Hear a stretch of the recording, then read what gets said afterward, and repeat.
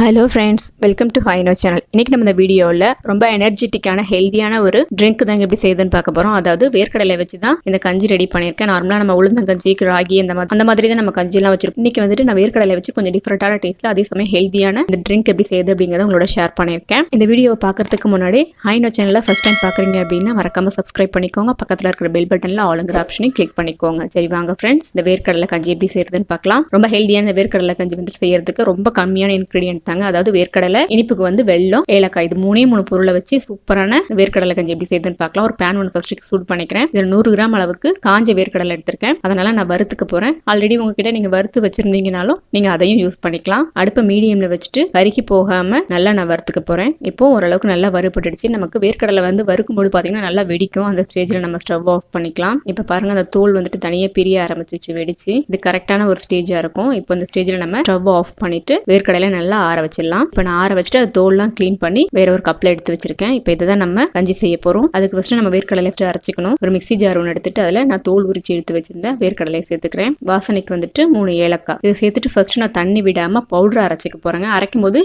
Pulse மோடில் வச்சு அரைங்க. நம்ம நார்மல் ஸ்பீடில் வச்சோம் அப்படின்னா லைட்டாக ஆயில் விடுற மாதிரி இருக்கும். அதனால் பல்ஸ் மோடில் வச்சிங்க அப்படின்னா உங்களுக்கு இந்த அளவுக்கு குறகுறப்பாக கிடைக்கும். இதோட நான் ஒரு 1/2 டம்ளர் தண்ணி விட்டு நம்ம சட்னி அரைப்போம் இல்லைங்களா, அந்த அளவுக்கு அரைச்சிக்கலாம். அதே சமயம் ரொம்பவும் மைய அரைச்சிட்டிங்க அப்படின்னா குறகுறப்பாக இருக்கும். அதனால கொஞ்சம் ரவை மாதிரி குறகுறப்பாக இருக்கிற மாதிரி அரைச்சிக்கோங்க. இந்த மாதிரி இருக்கணும். நம்ம இப்போ வேர்க்கடலையே அரைச்சாச்சு. இதை வேற ஒரு மிக்சிங் பவுலுக்கு மாற்றிக்கலாம். இந்த கஞ்சிலாம் செய்யும் போது பார்த்தீங்கன்னா அடிக்கு கொஞ்சம் கனமான பாத்திரமா இருந்ததுன்னா உங்களுக்கு செய்யறதுக்கு ஈஸியாக இருக்கும். ஒட்டாமல் இல்லை நான்ஸ்டிக் இருந்ததுன்னா நான்ஸ்டிக் கூட யூஸ் பண்ணிக்கோங்க.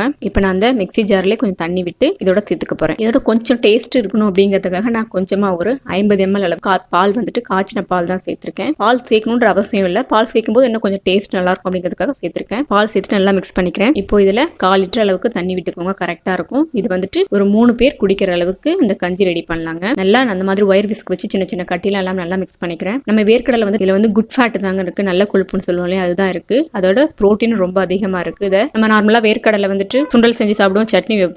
அதை விட இந்த மாதிரி நீங்க கஞ்சியா வச்சீங்க அப்படின்னா இது கூட வெல்லம் சேர்த்து செய்யறதுனால உங்களுக்கு இரும்பு சத்து தான் ரொம்ப அதிகமா கிடைக்கும். கண்டிப்பா நீங்க செஞ்சு பாருங்க. இப்போ நான் ஸ்டவ் ஆன் பண்ணிட்டு இந்த மாதிரி ஒயர் விஸ்க் வச்சு கைவிடாம கலக்கிட்டே இருக்கணும். அடுப்பை வந்து மீடியம்ல வச்சுக்கோங்க. மீடியம்ல வச்சுட்டு கைவிடாம கலக்கிட்டே இருங்க. நம்ம கொஞ்ச நேரம் விட்டுட்டாலும் அடி பிடிச்சிரும். அதனால அந்த மாதிரி ஒயர் விஸ்க் வச்சு நல்லா மிக்ஸ் பண்ணிட்டே இருங்க. இப்போ நல்லா அது கொதிக்க ஆரம்பிச்சிட்டு இருக்கு. வேர்க்கடையில வந்து நல்ல கொழுப்பு இருக்கிறதுனால நம்ம அதிகமாவே எடுத்துக்கலாம். அதோட நம்ம நாட்டு சக்கரை சேர்க்க போறோம். சேர்க்கும் போது உங்களுக்கு அதிகப்படியான இரும்பு சத்து தான் கிடைக்கும். குழந்தைங்களுக்கு வந்து அதாவது வேர்க்கடலை பர்ஃபியா கொடுக்கும்போது பாத்தீங்க அப்படின்னா அவங்களுக்கு பல்லுல ஒட்டிட்டு சொத்தப்பல்ல வரதுக்கு நிறைய சான்ஸ் இருக்கு. நீங்க பர்ஃபியா இருந்ததுன்னா கூட நீங்க அப்படியே மிக்ஸில டைரக்டா அரைச்சிட்டு பால் சேர்த்து இந்த மாதிரி கஞ்சி ரெடி பண்ணி கொடுத்தீங்கன்னா நல்லா இருக்கும். இது கூட நான் கொஞ்சமா உப்பு சேர்த்து அதையும் நல்லா நான் மிக்ஸ் பண்ணிக்கிறேன். ஆல்ரெடி வறுத்தது வேர்க்கடலை அப்படிங்கறதுனால ரொம்ப கொதிக்க வைக்கணும்னு அவசியம் கிடையாதுங்க. ஒரு 2 அல்லது 3 நிமிஷம் கொதிச்சாலே போதும். ரொம்ப சீக்கிரமாவே இந்த வேர்க்கடலை கஞ்சி நம்ம ரெடி பண்ணிடலாம். ஆல்ரெடி நம்ம வேர்க்கடலை வறுத்து வச்சிருந்தோம் அப்படின்னா செய்யறதுக்கு 5 நிமிஷம் தாங்க ஆகும். நம்ம ரெகுலரா டீ காஃபி எல்லாம் கொடுப்போம், அதெல்லாம் அவாய்ட் பண்ணிட்டு இந்த மாதிரி ஹெல்தியான ட்ரிங்க் எடுத்துக்கிறது ரொம்பவே நல்லது. இப்போ இது நல்லா கொதிச்சிட்டு இருக்கு. இந்த ஸ்டேஜ்ல வந்து நான் இதுக்கு இனிப்பு சேர்த்துக்க போறேன். நான் வெள்ளை சக்கரை சேர்க்கல, நாட்டு சக்கரை தான் சேர்த்திருக்கேன். நீங்க